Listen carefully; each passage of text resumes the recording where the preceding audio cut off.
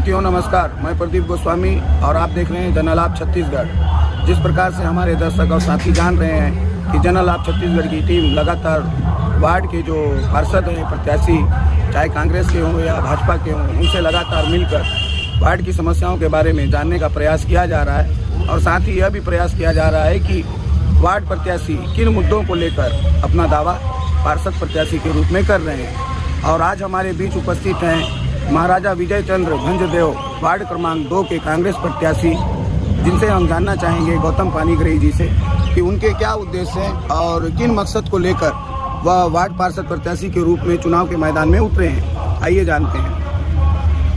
दादा, आपका शुभ नाम बताएंगे? नमस्कार, मेरा नाम गौतम पानीग्राही है जी। मैं मूलतः विजय वार्ड का ही निवासी हूँ। मैं इस बार महाराजा विजय चंद्र भंजदेव वार्ड क्रमांक 2 से पार्षद पद हेतु नामांकन दाखिल किया है।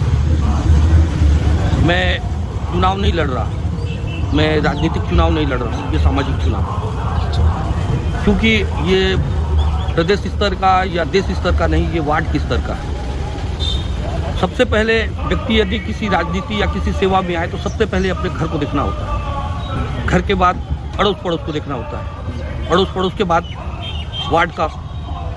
तो मैं अभी तक अपने सामाजिक सेवाओं के बीच वार्ड तक आया हूँ और मैं चाहता हूँ कि मैं अपने वार्ड को अपने घर की तरह, जैसे मैं अपने बेडरूम को, अपने किचन को, अपने आवासीय चीज़ों को, जो मूलभूत सुविधाओं को जैसे मैं रखता हूँ अपने घर में, वैसे इस वार्ड को रखने का प्रयास करूँ। और यदि उसमें किसी भी प्रकार की अड़चन आएगी तो मैं अपनी जनताओं के साथ मिलकर उस आवाज़ को उस सरकार तक ले जाऊं। बस इसी के प्रतिनिधि के लिए मैं सामने आया हूं। मेरा कोई दूसरा उद्देश्य नहीं है। जैसे आम व्यक्ति, जैसे विशेष दल के लोग जब राजनीतिक समर पे आते हैं और जीत जाते हैं तो उसकी दशा दिशा वार्ड की बदल देते हैं। कैसे बदलते हैं ये आपके सामने नमूना है। कभी खरीद फरोख्त में आते हैं, कभी झूठे आलापों में आते हैं। हमें इन सब से बचने के लिए मूलभूत सुविधाओं पर ध्यान रखना है। मूलभूत सुविधा बिजली, पानी, सड़क, महिलाओं के लिए सम्मान में जो राशि आती है सरकार के द्वारा दी जाती है, जो मूलभूत सुविधा सरकार को देनी चाहिए हर जन के बीच, वो जन तक नहीं पहुंच पाती है। बस इसी के लिए मैं प्रतिनिधित्व करने आया हूँ। तो एक चीज़ बताएंगे महोदय कि आप महाराजा विजय चंद्र भंजदेव वार्ड से क्या पहली बार वार्ड प्रत्याशी के रूप में चुने गए हैं? मैं इससे पहले भी मैं अपनी पत्नी को निर्दलीय प्रत्याशी के रूप में लड़ाया हूँ और बहुत कम मतों के अंतर में राजनीतिक दलों से थोड़ा सा पिछड़ गया था, बहुत कम अंतर, क्योंकि कई सारे सामाजिक समीकरण, राजनीतिक समीकरण सब एक जैसे नहीं थे।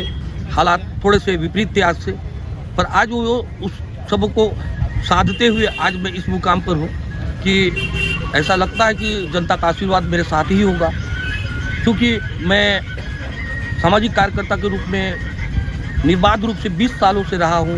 रक्त शिविरों का चलाना, किसी को मतलब कानूनी सलाह के लिए या ज़मीन संबंधित किसी प्रकार की प्रकरणों के लिए उपस्थित होना, सामाजिक विवाह या सांस्कृतिक कार्यक्रमों में रहकर उनकी भागीदारी को सुनिश्चित करना मैं करता रहा हूँ। तो इसका लाभ मुझे आज दिख रहा है और आगे भी दिखेगा।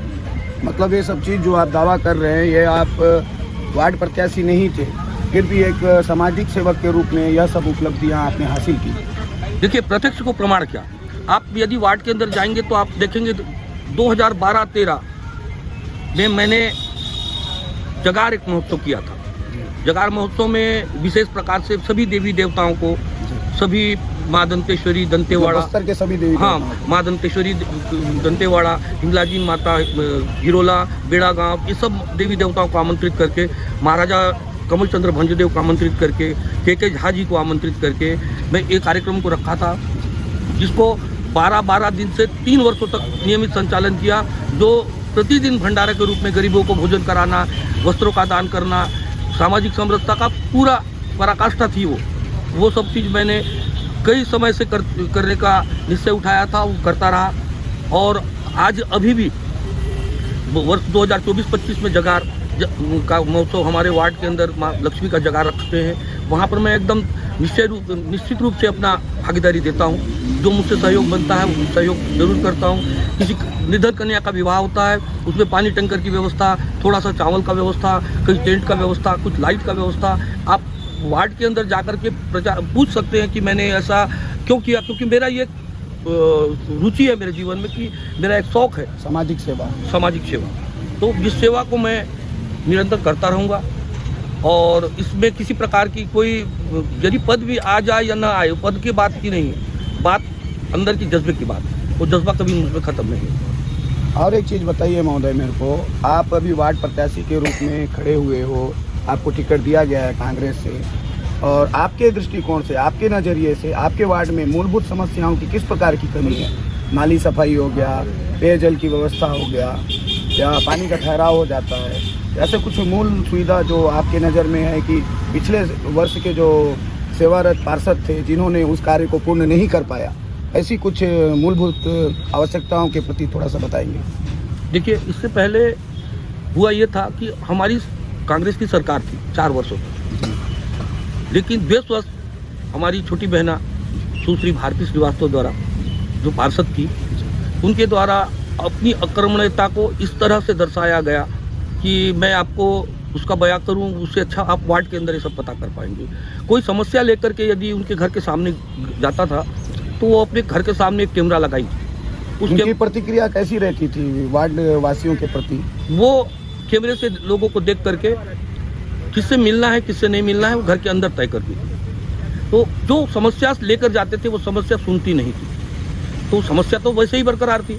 रहा सवाल सफाई पानी की व्यवस्था, हम नदी के किनारे रह के प्यासे, हम इतने सुंदर महाराजा के नाम से प्रसिद्ध वार्ड में हम गंदगी से भरे हैं। डिस्पोजल ग्लास, पानी की बोतल, ये जो डेली नीड्स के जो सामान उपयोग में आते हैं उसके पाउचे, फटी हुई पाउचे, ये सब नालियों में बजाती पड़ी हुई है। आप देख पाएंगे कि आप पावर हाउस चौक से शिव मंदिर वार्ड होते हुए आप अंदर जाएंगे, विजय वार्ड के अंदर जाना चाहेंगे, पनारा पारा जाना चाहेंगे, सब नाली बजा रही है। रोडों की स्थिति इतनी दयनीय है कि वृद्ध जन वहाँ पे आना जाना, किसी वाहन से भी आना जाना करने में डरते हैं, क्योंकि आप समझते हैं कि बाइक में भी यदि बैठ करके पीछे जाएं और बार बार खटखट की आवाज़ आए तो पसलियों में दर्द हो जाता है। ये स्थिति हमारे वार्ड के अंदर सड़क की है। लाइट की व्यवस्था दिन में जलती है, रात में नहीं। ये क्या है? जब आवश्यकता रहता है रोशनी का, उस समय रोशनी उपलब्ध नहीं रहती है वार्ड में। इतने सुंदर हाई मास्क लाइट लगा हुआ है दलपत सागर चौक पे, वो लाइट 1 घंटा जलती है और 2.5 घंटा बंद हो जाती है। इसको नियमित विद्युत व्यवस्था को संचालित करने के लिए आज तक किसी को सुध नहीं लिए। ना मेन रोड पे होल है, गटर है, उसके अंदर कोई बच्चे गिर जाएं, जब प्रशासन तब जागती है, रेस्क्यू टीम चलाती है जब घटना हो जाता है। घटना के पहले किसी की चेतना नहीं आती। आप 50 कंप्लेंट देते रहें, जितने भी टोल फ्री नंबर है सब में लगाते रहे, बस आपको आश्वासन मिलेगा। व्यस्तता बताता है, बहुत मुश्किल से तो टोल फ्री नंबर लग पाता है, और लग भी गया तो उन लोग संज्ञान में लेने के बाद भी कार्रवाई करना उचित नहीं समझते। बिल्कुल, आपने एकदम सही बताया। जो बात शासन को होना चाहिए, जितनी सजगता दिखानी चाहिए, वो सजगता शासन में उपलब्ध नहीं है। आज सरकार चाहे मैं किसी सरकार को दोषी नहीं मानता, मैं मानता हूँ व्यवस्थाओं को, जो आप कर रहे हैं, कैसे कर रहे हैं, क्यों कर रहे हैं, ये चीज़ प्रश्न करता है। यदि व्यक्ति को भूख लगी है, आप उसको भोजन नहीं दिए और उसकी मरणावस्था आ गई और आप ग्लूकोज टांग रहे हैं, तब वो क्या है? आप स्वयं समझिए। यदि आदमी को आवश्यकता है, थोड़ा सा विलम्ब होता है, हम जान रहे हैं, लेकिन इतना विलम्ब भी नहीं हो कि उसको काला पसीना आने लगे, भूख से वो कलबला जाए और उसको कवलित होने की स्थिति आए, तब तक आप सूद न लें। ये मैं समझता हूँ ये व्यवस्था नहीं, अव्यवस्था है। और महोदय, और एक प्रश्न है, जैसा कि आप महाराजा प्रवीण चंद्र भंजदेव वार्ड में जी, विजय चंद्र भंजदेव वार्ड से आप प्रत्याशी के रूप में खड़े हुए हैं, और कांग्रेस पार्टी की ओर से आपको निर्वाचित भी किया गया है। तो थोड़ा सा आपके वार्ड से लगा हुआ जो दलपत सागर है, आपके पीछे जो दिख रहा है, इसके वार्ड आप पार्षद बनने के बाद जनादेश अगर आपको मिलता है आपके वार्ड का, और उसके बाद आपका पहली प्राथमिकता क्या होगी? आपने बहुत अच्छा प्रश्न किया। ये मेरे सपनों का प्रश्न था। मैं सोचता भी था कि इसके संबंध में मैं अपना विचार लोगों के बीच भेजूं, और आपने ये प्रश्न करके बहुत अच्छा किया। देखिए, अभी आपने देखा होगा, आज से 3-4 साल पहले एक मुहिम चला था कि सफाई अभियान। उस सफाई अभियान का पहला फावड़ा यदि किसी ने उठाया तो वो मैं था। आप इसकी सत्यता का प्रमाण श्रीमती सुश्री उर्मिला आचार्य जी से पूछ सकते हैं, डॉक्टर प्रदीप पांडे जी से पूछ सकते हैं, अनिल लुक्कड़ जी से पूछ सकते हैं, धर्मेंद्र महापात्र जी से पूछ सकते हैं। ये सब आकर के रानी घाट के ऊपर इसका स्वच्छता का अभियान आरंभ करना चाह रहे हैं। मैं, क्योंकि मैं शुरू से मॉर्निंग वॉक का शौकीन हूँ, मैं दलपत सागर के आसपास मॉर्निंग वॉक में अपना 1 से 1.5 घंटा बिताता हूँ। उसी दौरान मैंने उर्मिला मैडम को देखा और मैंने नमस्कार करते हुए मैडम से पूछा, मैडम आप लोग ऐसे यहाँ क्यों एकत्रित हैं? तो उन्होंने बताया कि यहाँ हम लोग एक सफाई अभियान चलाना चाह रहे हैं दलपत सागर का। तो मैडम को बताया, मैडम यहाँ तो बहुत गंदगी भरा हुआ है, यहाँ मानव मल भरे हुए हैं, यहाँ उतरना अभी संभव नहीं है। आइए मैं आपको इस जगह को से अवगत कराता हूँ कि आप प्रारंभ कहाँ से करें। और मैं दलपत सागर के जो आइलैंड जो बना हुआ है उसके मेन गेट के राइट साइड में, जहाँ पे बेर का पेड़ है, बेर के पेड़ के नीचे से मैं सभी को उतरने के लिए एक पगडंडी नुमा सीढ़ीदार रास्ता फावड़ा के मार्फत बनाते बनाते मैंने प्रारंभ किया।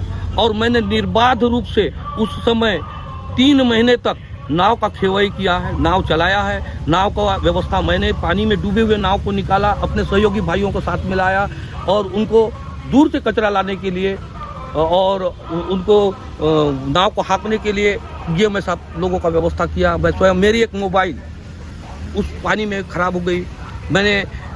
मुझे कोई गम नहीं कि मेरा 1 रुपये का नुकसान हुआ, पर इतना है कि उस समय के प्रयास से कुछ सफाई आया था। पर आप आज देख सकते हैं नगर निगम क्या कर रही है। कभी बोलती है उसी मशीन जो कचरा उठाने की मशीन है उसके ऊपर आरोप लगाती है, और आज वो कचरा उठाने की मशीन वही मशीन चल रही है। पर कभी कोई नहीं देखा कि कितने लीटर डीजल आप भेज रहे हैं, कितने लीटर डीजल की चोरी हो रही है। मेरे संज्ञान में ये भी था, यहाँ पे जो मशीन के जो ऑपरेटर हैं वो निगम से जितनी मात्रा में डीजल मिलती है जी है ना, और उस डीजल को लेकर वो कुछ ही घंटे, 2 से 2.5 घंटे मुश्किल से चलाते हैं सफाई अभियान। उसके बाद डीजल का ब्लैकमेलिंग किया जाता है जी। ये इसका सबूत भी है हमारे पास। इसके बारे में आप क्या कहेंगे? देखने वाला ने अंधेर नगरी चौपट राजा, बिल्कुल यही कहावत लगता है, क्योंकि आग के सामने हो रहा है सब।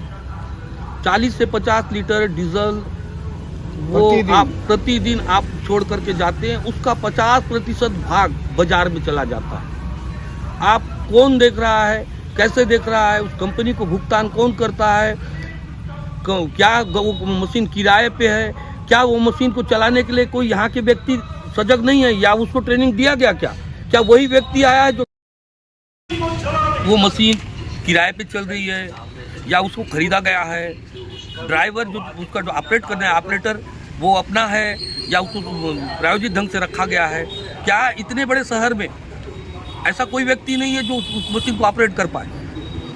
मैं कुल मिला के आपका कहना है महोदय, जो निगम प्रशासन है वह अपनी जिम्मेदारियों से भागता नजर आ रहा है। जी जी जी, बिल्कुल बिल्कुल। उसको कभी कोई मशीन खराब हो जाए तो मशीन मुश्किल से मुश्किल बहुत ही मतलब बड़ी खराबी हो तो 5 से 7 हज़ार रुपये बन जाती है, पर उसका बिल वो ऑपरेटर लगाता है 60,000, 70,000, 80,000 मौके का फ़ायदा उठाते हुए। क्योंकि मैं पास में ही रहता हूँ, सारा चीज़ देखता हूँ, पर शासन उसको सूद लेना चाहिए। शासन को जानना चाहिए कि इतना बंदरबाट कहाँ से हो रहा है, कौन कर रहा है, ये जानना कौन जानेगा, कौन? शासन को इसको देखना होगा कि एक उसमें ट्रैक्टर की इंजन लगी हुई है, उस इंजन को बनाने के लिए, बोर करने के लिए, उसको उसके पिस्टन को बदलने के लिए, उसको वाल को बदलने के लिए बहुत कम रुपए में रिपेयर हो जाता है। मैंने अपने आंखों से देखा है कि महीनों उस गाड़ी को खड़े करने के बाद उसको रिपेयरिंग का बिल 5,000 होने के बाद वो 1 लाख रुपए तक बिल उसने प्रोड्यूस किया है।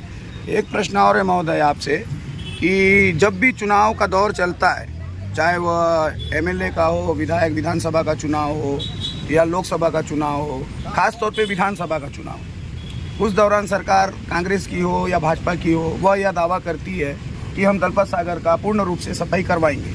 और हमने देखा है अक्सर कि पार्टी कोई भी जीतती हो विधायक के रूप में, सर्वप्रथम उनका बजट रहता है दलपत सागर सफाई अभियान, जिसमें लाखों रुपयों से लेकर करोड़ों रुपयों तक का बजट आता है।